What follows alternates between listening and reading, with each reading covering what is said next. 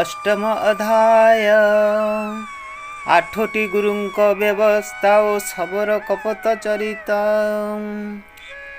अष्टम अवधूत कथा आठोटी गुरुंक व्यवस्था ओम श्री भगवानुवाच यदा तथमां महाभागचक्षीकृषितमेव मे ब्रह्मा भवो लोकपालाः स्वर्वासं मे अभिकाङ्क्षणः मया निष्पादितं ह्यत्र देवकार्यमशेषतः यदर्थमवतीर्णः हौमंसेन ब्रह्मणार्थिततः कुलं वश्यापनिर्दग्धं नक्षत्रनन्यविग्रहात् समुद्रः सप्तमेहनी पुरीं च प्लावयिष्यति जहेहवायं मया तत्तलोमकायं नष्टमङ्गलः भविष्यत्यचिरात् साधो कलिनापि निराकृतः न वास्तवं त्वयेवेह मया तप्ते महीतले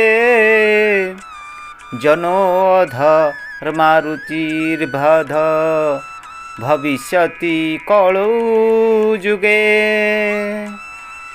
त्वं तन्तु सर्वं परित्यज्य स्नेहं स्वजनबन्धुषु मया वेश्य मनः नाहमः समदृग विचरस्वगं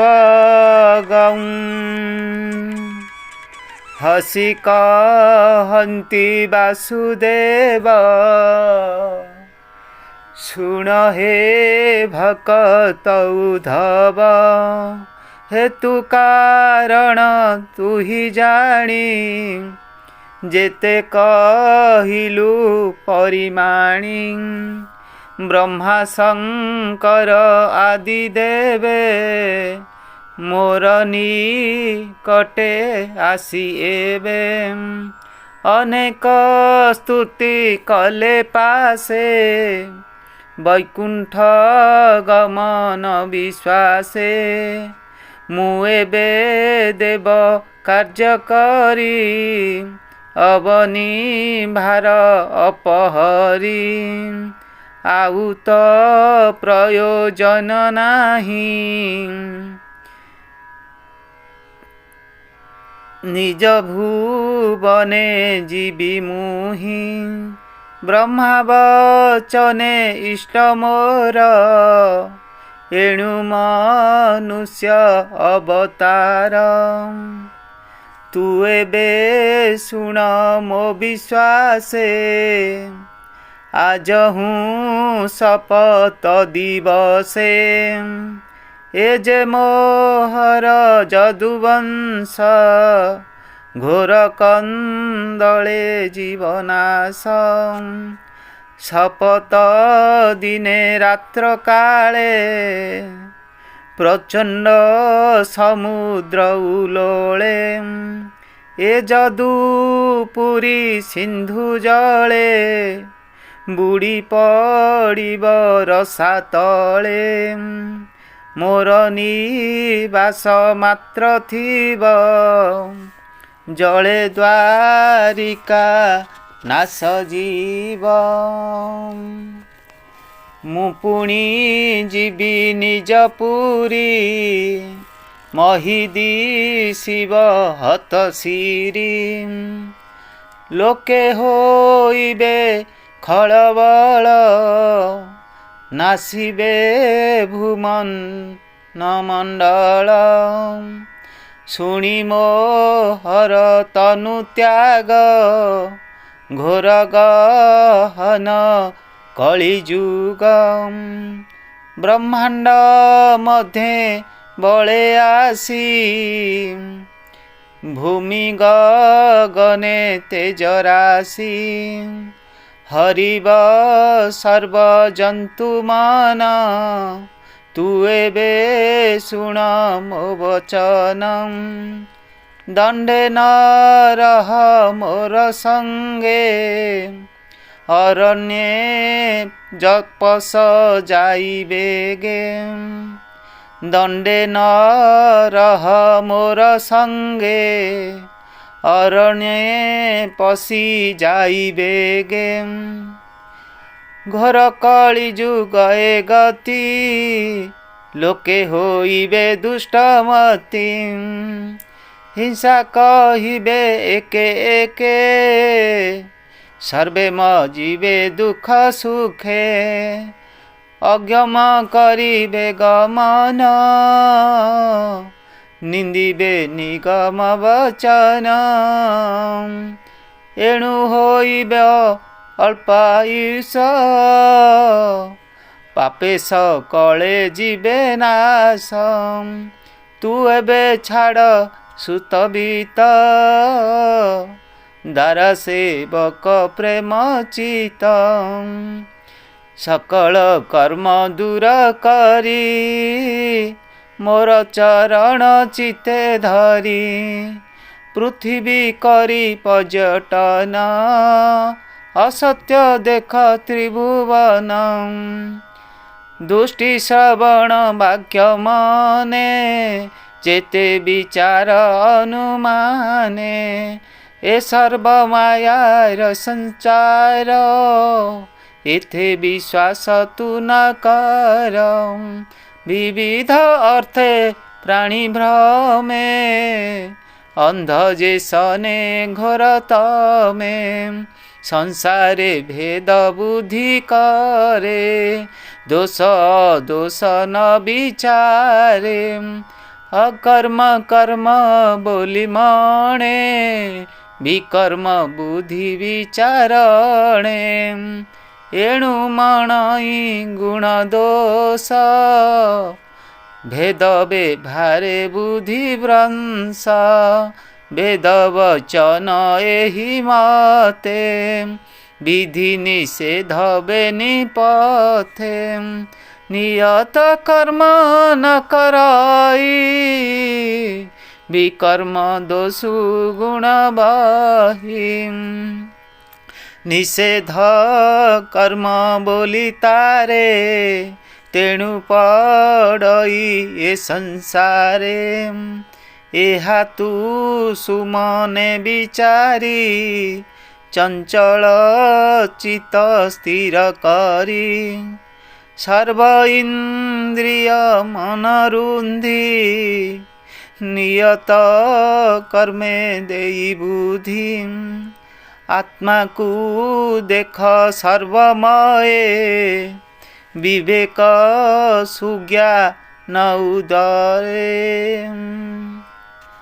समाधि बस जोग ध्याने आत्मा को देख आत्मा ज्ञाने एणे संतोष मने बह खंडिबु सकल संदेह जार हृदरे दोष गुण भेदन करे विचारिण सकल समान देखई विधि निषेध तार काहि बालक बालिका संगते अज्ञाने खेलंती जे मनते बाल स्वभाव गुण बही संग असंग न जानई वितर्क ज्ञानी से ही मते क्रीड़ा करइए जगते सकल देखई समान एणु न करे वस्तु ज्ञान तू एबे श्रव पाणी हिते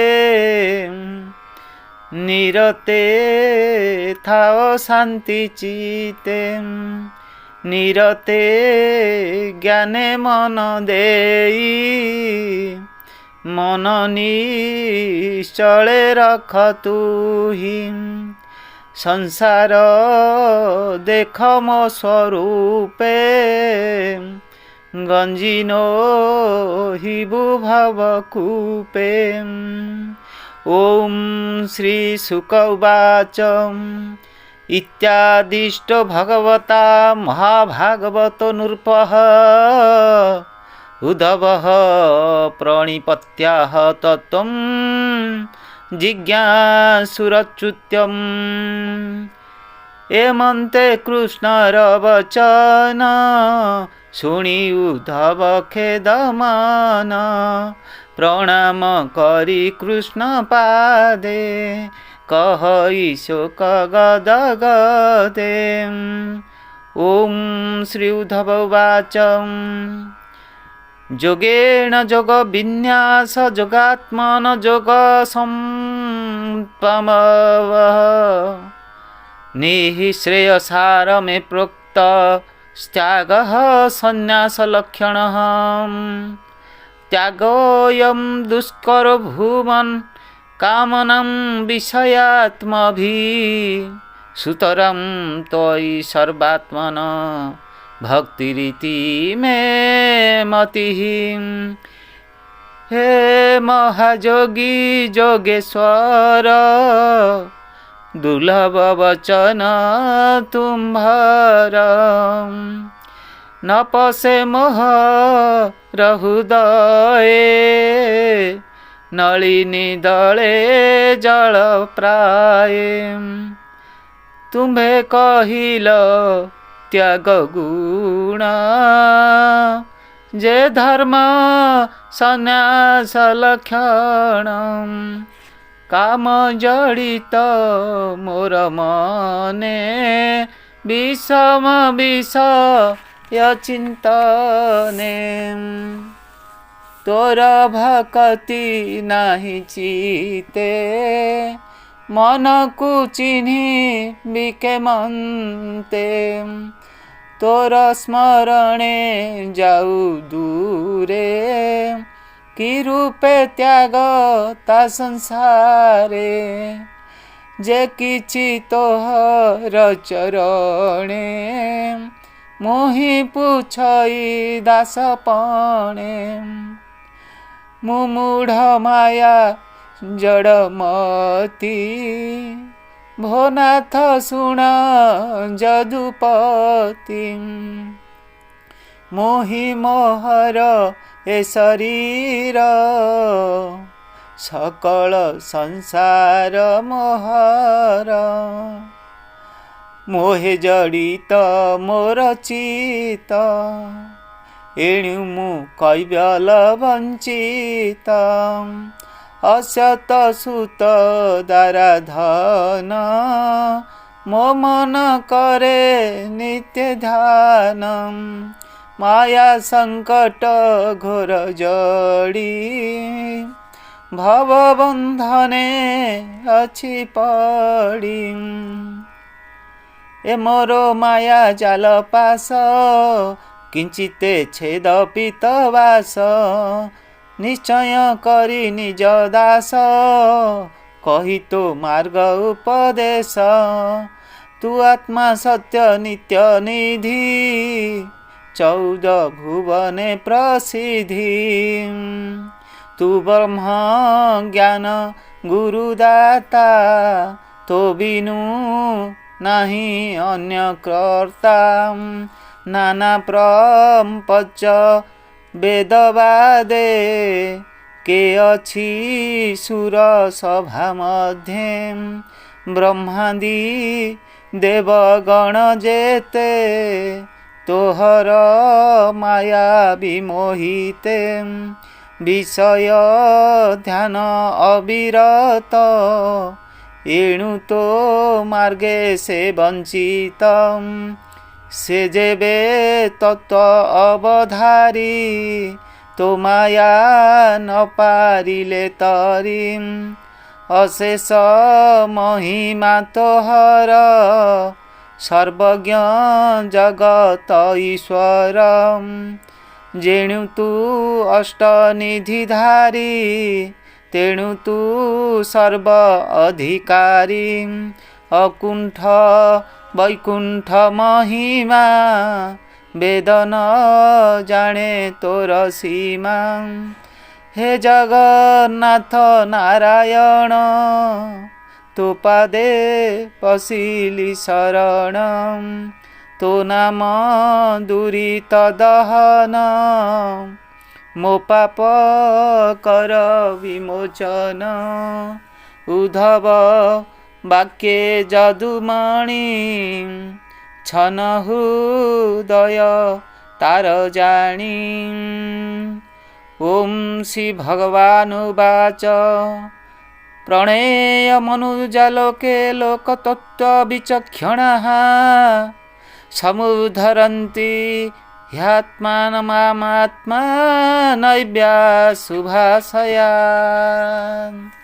आत्मन गुरुरात्मैव पुरुषस्य विशेषतः यत् प्रत्यक्षानुमानाभ्यामं श्रेयाय सावनु विन्दते। अत्राप्युदाहरन्ति ममितिहासं पुरातनम् अवधूतस्य संवाद जदुरमते जसः। अवधूतं द्विज किञ्चिच्चरत् मकुतो भयं कवि निरीक्षणं जदुः प्रपच्छ धर्मवीत। बोलन्ति कमललोचन उद्धव सुण मो वचन। जे प्राणी काक तत्व जाने मोर महिमा परिमाणे। विषय भ्रम रु संसारे आत्मा को आपणे उधरे। सुमति आत्मा गुरु पणे आत्मा को बुझाई आपणे। आत्मा रे करे आत्मज्ञान केवल चित्ते अनुमान। आत्मा कुशले सर्वसिद्धि तरई संसार जलधि। ज्ञान बुझाई धीर पणे आत्मा समाधि अभ्यासने। आत्मा को देख सर्वभूते निर्लेप सर्वशक्ति जूते। एक दुई बा तीनि पद के चारि पद के आपद के बहु पाद आदि जेते। एमंत देहिछन्ति जेते ता मध्ये मनुष्य शरीर जान अत्यंत प्रिय मोर। जेणु विवेक बळे फुणी ए देहे मोते परिमाणी। ईश्वर अछि सर्वभूते ए अनुमान करिचिते। एबेता कहिबा विश्वासे जे पुरातन इतिहासे। जदुराजन अवधूत एबेनि जनक चरित। ब्राह्मण अवधूत रूपे मिलिले नृपंक समीपे। से सर्वभूते दया पर निर्भय निर्मल शरीर। देखि ताहांक दिव्य ज्योति विश्वासे पुछई नृपति। ओम श्री जदुर्वाच कृतबुद्धिरियं ब्रह्मण कर्तुः सुविशारदम् जामासाद्य भवं लोकं विदंश्चरति बालवत् प्रायो धर्मार्थ कामेषु विविष्टं च मानवाः हेतुनैव्य समिहन्ते आयुषो यशसः श्रियः त्वहिं नः पुच्छतं ब्रह्मण्यानन्दकारणं ब्रूहि स्वर्शविहीनस्य भवतः केवलात्मनः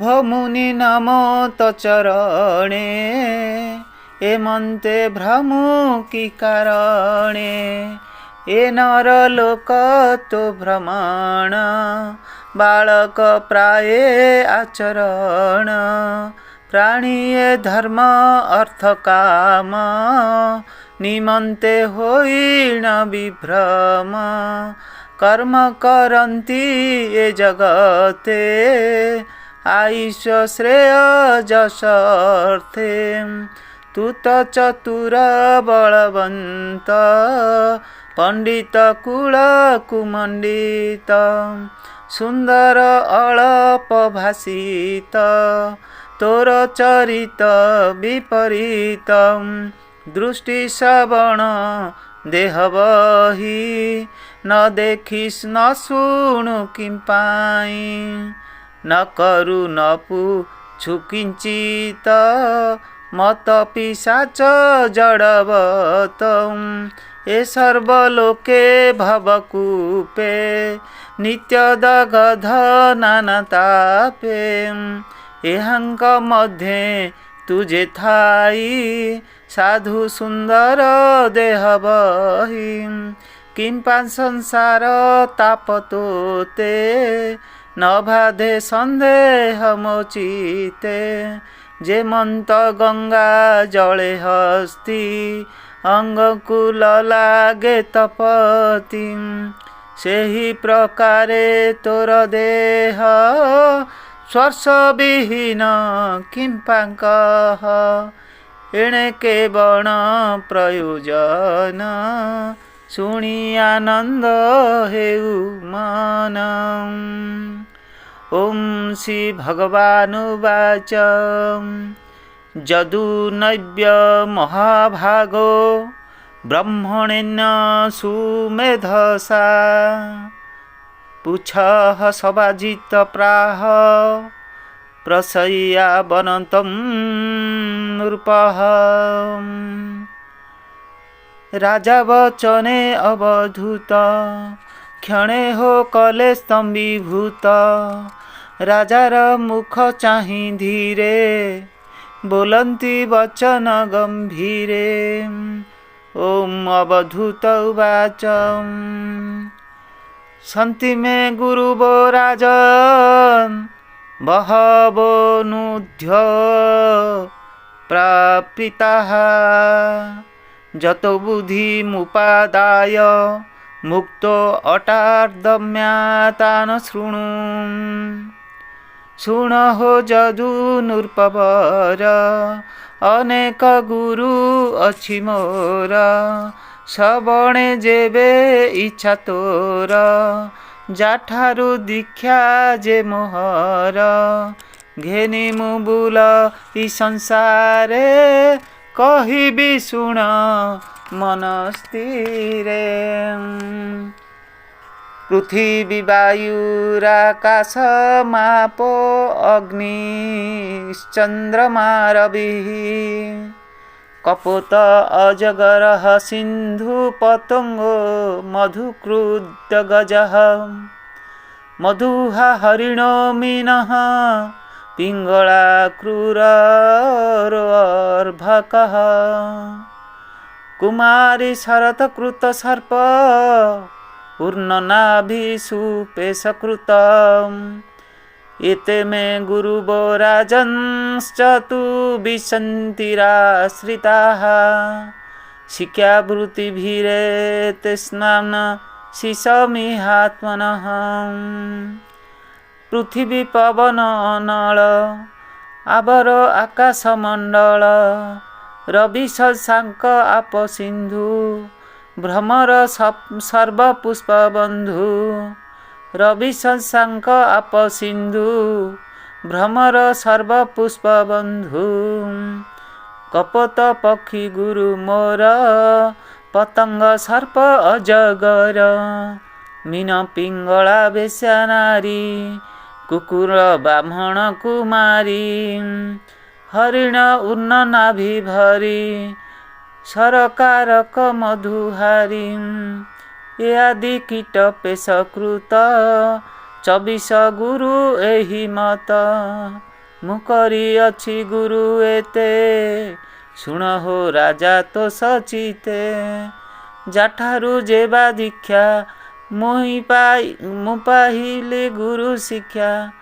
ଯାହାର ଠାରୁ ଯେବା ଦୀକ୍ଷା ମୁହିଁ ପାଇଲି ଗୁରୁ ଶିକ୍ଷା ତାହା ମୁଁ ତୋହର ସମ୍ମୁଖେ ଶୁଣ କହିବା ଏକେ ଏକେ ଏ ଜୀବ ଆତ୍ମା ପରବେଶେ ଅଦୃଷ୍ଟ କାରଣ ବିଶ୍ୱାସେ ଦୁଃଖ ପୀଡ଼ିତ କର୍ମ ଫଳେ ସଂସାର ଜନ୍ମ ଅବହେଳେ କର୍ମ ଆଦରି ସହେ ଦୁଃଖ କେବେ ନୁହଁ ବିମୁଖ ଦୁଃଖେ ନ ଛାଡ଼ି ନିଜ ପଥ ଚଞ୍ଚଳ ନ କରିବ ଚିତ ଏଣୁ ମୁଁ ଦୁଃଖ ସୁଖ ସହି ଏହା ଶିଖିଲି ପୃଥି ତହିଁ କର୍ମ କଷଣ ସହି ଧୀରେ ଭ୍ରମଇ ପର ଉପକାରେ धन्य जीवन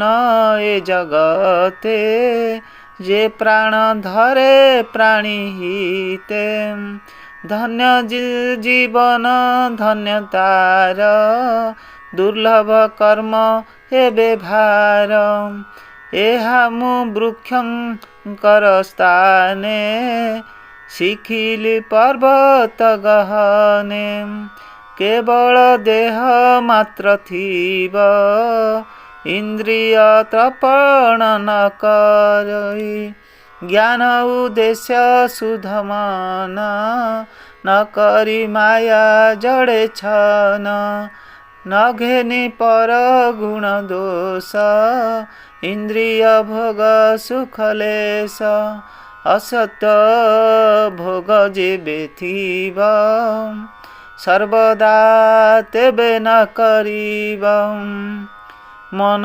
विकले प्राण नाश सुबुद्धि नुहई प्रकाश ए घेनी प्राण को रखिछि अधिक बांछा नाही किछि देख पवन ए शरीरे बहई अंतर बाहारे सर्वते बसई शरीरे ए देह सर्वगंधरे एणु सकल देह थाई उदासी जन प्राय होई काहारी संगे संग नुहे समे बसई सर्वदेह एहा मु पवने विचारी शिखिली गुरु शिक्षा करी एणु पवन प्राय होई संगते थाई न मिसई मेघ जे शून्य जन्म होई शरीरे आकाश ढंकाई भूमि लोकंकु छाया दिसे से जेने आकाशे न दिसे तेसने आत्मा देह तुले कदाच नमी सई भले एणु आकाश गुरु करी ଅବନୀ ମଧ୍ୟେ ଦେହ ଧରି